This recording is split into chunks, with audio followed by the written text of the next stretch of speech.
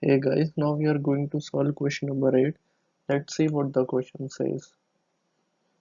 Two infinite planes, each with uniform surface charge density plus cm square, are kept in such a way that angle between them is 30 degree. The electric field in the region shown between them is given by. Let's so field due to single plate is given by sigma upon 2 epsilon naught, which is equal to E1 vector and which is equal to E2 vector. And we also know that E vector is defined as E1 vector plus E2 vector. So we are going to put the values of E1 vector plus E2 vector.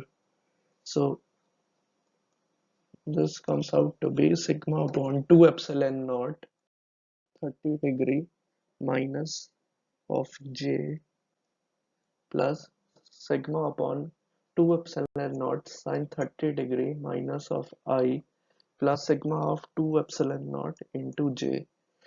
And the first thing we notice is we can take sigma upon 2 epsilon naught as common, and what we left inside is cos 30 minus j, that is cos 30 degree minus j plus